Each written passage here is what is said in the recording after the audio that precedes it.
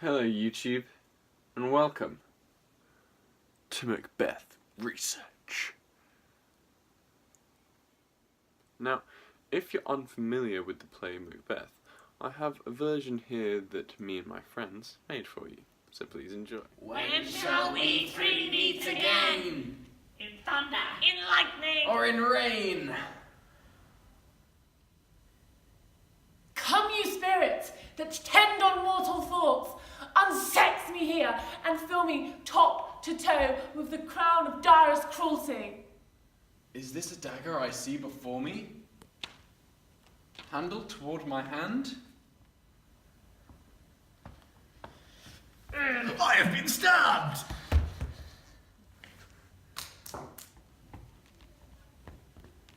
Oh!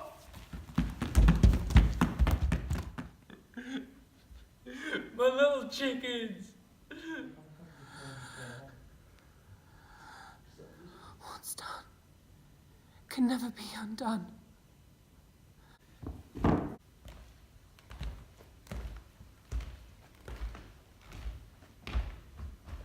No one of woman born can kill me. Well, that's strange because I was untimely ripped from my mother when I was born. Oh no! Ah! Oh! And there you have it. Are you as confused as I am? Yeah, me too. So let's dig into it. Now, one of the main things about Macbeth is people believe that Shakespeare did it to almost link it to reality and to King James. Anyway, there are witches in Macbeth, and King James was obsessed with witchcraft since he was a child. Coincidence? But why was he so obsessed with witchcraft? Well, that can actually be traced back to his mother, Mary, Queen of Scots. She was very into witchcraft, and because she died violently speaking of magic, that really got King James into witchcraft, and he started witch hunts when he was, obviously a bit older, because child starting witch hunts is a bit weird.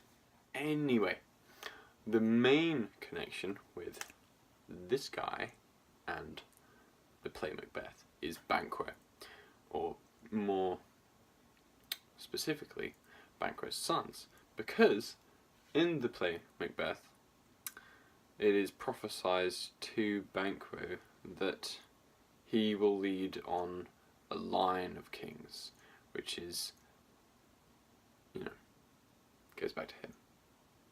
Follow me? Yeah. So that's what we're going to talk about, this guy. But seeing as we started on this topic, let's talk about the witches next. Now, the witches, big surprise here, are the bad guys, obviously. Witches are always bad guys. I don't know why. Anyway, this is shown in the very beginning of the play, because in the very beginning of the play, the first line that the witches actually say is, "When shall we three meet again in thunder, lightning, or rain?" These lines show that they can only meet in horrible weather. That's supposed to show that they're evil. And obviously it does, because he really likes thunder, lightning, and rain. Throughout the play, well, actually only twice in the play, the witches meet with Macbeth. The first time Macbeth is with Banquo, and the second time it's just Macbeth on his own. On the first occasion, Macbeth has just been really brave and really good in a battle, and everyone's going, "Yay, Macbeth," because he's the hero of the story in the beginning. The witches then intervene, because they are agents of chaos. They want to see Macbeth fail. They want to see him go right the way down to the bottom. And so they drag him down by, as Banquo says, actually, luring him in with false truths. Something like that. Anyway, all of the bad things in the play can be traced back to the witches, because they're the ones that trick Macbeth. They're the ones that cause all of the murdering of kings and friends and just all of the evilness. It all comes from them because they're bad. What I've always thought was really interesting though about the witches in Macbeth was that they always seem to talk as if they're brewing some sort of potion. Because they try and talk in rhymes, I think, which is obviously really interesting. The witches are always played by old women, because that's what represents witches, I suppose, because maybe it's to show a symbol of wisdom. Maybe it's just to show that, I don't know, they're ugly or something. Okay, enough with the witches. Time to go into the main character. Okay, now the bit that we've all been waiting for. This guy, Macbeth. Now, Macbeth is obviously a bad guy at the end of the play. But at the beginning of the play, as I've said, he's a good guy. He's the hero, which really makes it an interesting story because the story of Macbeth is how he fell down from the rank of hero to villain. And this happened obviously because of the witches and his wife forcing him into doing it, but I'll get to her later.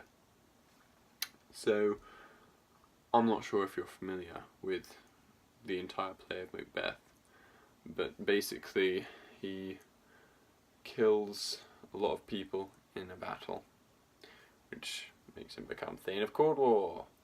And then he kills Duncan because the witches said he's going to be king, and his wife wants him to do it because, I don't know, she wants to be queen, and she's evil. She's an evil lady, but I'll get to her. Macbeth then becomes king because the king's sons run away. And so Macbeth being king, he's happy at first because the prophecies come true and that's what he wants. But then he becomes really suspicious of everyone. In particular, Banquo, who does suspect something about Macbeth because he was there when the witches told Macbeth that he would be king. Still follow me? Great. Anyway, Macbeth hires murderers to kill Banquo, his best friend. So that's pretty low. It's a pretty low moment for him. And as an audience, that makes us, whoa, man, okay, kill your best friend. Bit over the top. But the murderers miss his son. The son escapes, and at the end of the play he becomes king. But I'm getting ahead of myself. So Macbeth goes to the witches again, basically, to ask them what to do now. They reassure him, telling him that he can't be killed of anyone of woman born, which is basically everyone, because what kind of person wouldn't be born of women?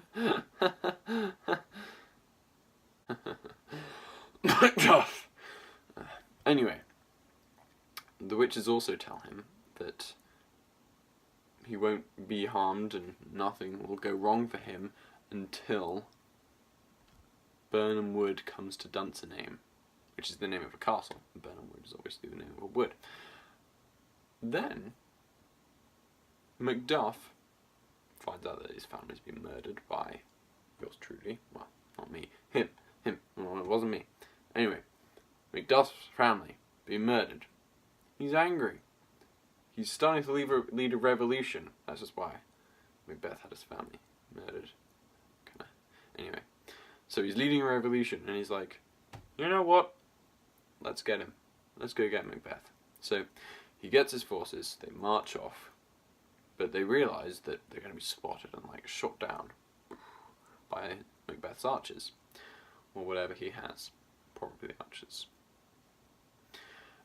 So he has the genius idea. This is genius. Of going to Burnham Wood, chopping down big branches, sawing them down, and carrying them to Dunsinane, the castle that Macbeth is in. Prophecies come true. Macbeth. So Macduff carries these trees, hiding underneath them, to Dunsinane. Somehow, it actually works for a little bit, And people don't seem to notice a forest moving. Maybe they're moving really slowly. Anyway, they brought it over to the time of this play. So Macbeth's panicking, obviously, and his forces seeing this and seeing what Lady Macbeth does, which is a big spoiler, and I'll get to that later, kills herself. And they start to leave him, basically, but Macbeth, he's still got the no one can kill me with woman born thing for him. So he's staying at the castle. Macduff kills Macbeth's forces and then goes to fight Macbeth, tells him that from his mother's womb he was untimely ripped, so it doesn't count that he was born of woman. And he kills Macbeth. And that's the story of this character. Now let's move on to his wife. Okay, so we've got the witches as bad guys, but guess who's coming? Lady Macbeth. Couldn't be bothered to write a whole new thing. Thought it'd be funny. Anyway, you didn't laugh. That's what I'm saying. Anyway, Lady Macbeth. We first see her reading a letter from Macbeth, telling Lady Macbeth about the witches and what they've said. And she's thinking, Macbeth being king? I want that. Let's do that. Let's do that quickly. She has the ingenious idea of inviting Duncan to their house. So it's prime murder territory. But then, Macbeth, he doesn't want to do it anymore. Oh no. This man's screwing up my plan. So she says a bunch of stuff about how she would kill a baby if she promised to do it before, and she wouldn't break a promise. That's what she's basically saying. She's saying she wouldn't break a promise, like Macbeth's doing, because he promised to kill Duncan. You know, it's all set up now. He can't back out of it. So she's obviously a bit miffed.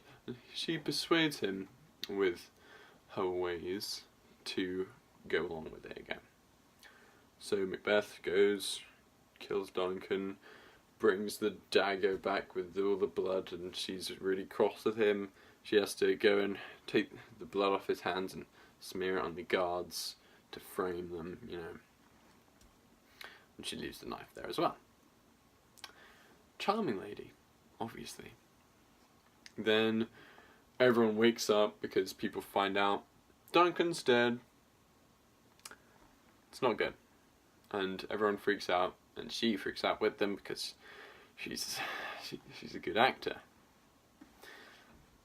Then, through time and time, she begins to go insane. Which is actually quite a shame, because this is one of the first real strong female characters of ever. But she starts to go insane. She starts seeing blood on her hands. There is a scene with her and doctors basically talking about her insanity, and she's going around the place saying, "Out, damn spot, not the ocean could wipe off all of this blood." Something along those lines, I think. And then she commits suicide. Now, of course, we don't actually see this as an audience. This happens off stage, but Macbeth is notified when Birnam Wood's on its way that she's committed suicide. And that is the end of Macbeth. Lady Macbeth. Not Macbeth. Macbeth's still alive. Not for long.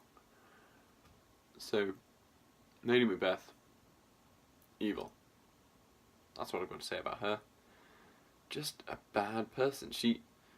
What else she does is she goes into male and female role models, or what they're supposed to be, pretty much. She says that men, they can be evil. They're allowed to be evil, but women cannot. They have to be pure and good. So she says, "Come, spirits, unsex me. Take my milk for gall." Evil. I mean, women can be evil. Okay, women. And that's Lady Macbeth. Strong female character. Evil. Wants to be a man. Who am I to judge? Okay, next we've got Banquo. And then we'll move on to Macduff. And then... I'm almost done. Hey, Banquo. He's an all-round goodie, by the way. Just going to say that right off. So, he is on the battle with Macbeth at the very beginning. He's fighting, you know, obviously not as good as Macbeth, because Macbeth's so good at the beginning. Then he is with Macbeth when the prophecy of the witches come. Now, the witches promise Macbeth that he's going to be king. He's going to get all this great stuff. And they say to Banquo, well, you know, your sons are going to be king. Is that good enough? You know, everyone would be jealous, right? I would be. I want to be king. I want to be Macbeth. No, I don't. So, Banquo. After this prophecy and the killing of Duncan, Banquo's there as well, but you know, doesn't really say much. He's more shocked. Oh, sensitive Banquo. Macbeth realizes that Banquo is the person that probably knows what you've done. Now, Banquo, he's Macbeth's best friend. Macbeth's probably, I don't know, Macbeth's only friend, really. That's how it's presented. But because Macbeth obviously can't have Banquo telling anyone about what he's done, he has him murdered. Yeah, but his son gets away. Yeah. But, luckily for Banquo, that is not the last time we see him. No. Because he comes back after being murdered as a ghost. Big reveal. Didn't see that coming. Anyway, comes back as a ghost. Freaks Macbeth out a bit. It's a great laugh for the audience. But the effect that Banquo has as just a ghost, because he doesn't say anything. He just stands there. Macbeth just sees him. No one else, just him. And he's terrified. Because not only is there a ghost of someone he knows is dead, but it reminds him of what he's done. Which he obviously knows is bad. And it shows him what he's become. That guy. Okay, Macduff.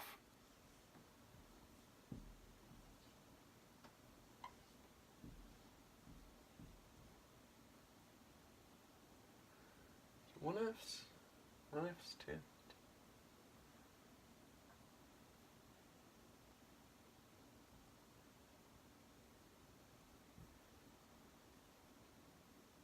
Okay, big good guy. That's what Macduff is. He is the good guy all through the play, but you know, obviously he's not in most of it. Anyway, Macduff. He's the leader of the revolution because he's just so cool. Love Macduff. He is obviously the one that kills Macbeth. In the end, he has the idea to get the trees. You pretty much already know the story of Macduff. But why does he do it? Unfortunately, Macduff doesn't really have a backstory apart from that he used to be the Thane of Fife. Really proud of myself for saying that tricky word, tongue twister. Anyway, Macduff is the hero. Obviously, he kills Macbeth, and he is given a character arc. He's given the story a reason of why he really hates Macbeth, because he really hates him. Because, well, basically Macbeth, he murdered his wife and kids.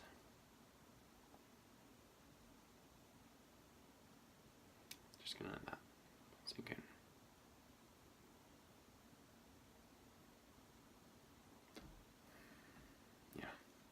I know. It was horrible. Well, of course, Macbeth didn't do it personally. He ordered people to do it, and Macduff found out when he was away in another country. Bad news. Bad news to get for anyone. But he is given a tiny backstory in that he wasn't born of woman, because from his mother's womb he was untimely ripped, which means that basically a C-section happened. I'm pretty sure that's what it's called. I'm not completely sure. I don't know a lot about that. I know a lot about Macbeth. I haven't looked into that. I don't want to look into that. Okay, guess what it's time for? It's time for the summary. Okay, today we've talked a lot about Macbeth and the characters in particular. But I'm going to talk about the play as a whole now. Because the play is linked to the present times with King James and all that stuff going on. And, you know, all the Scotland, Mary Queen of Scots. King James used to be the Scottish king, I believe. But basically, Macbeth is a story of a man tricked by witches into becoming a bad man. It's a tragedy. It's a shame. Anyway, I hope you like this video. That's it. Go home.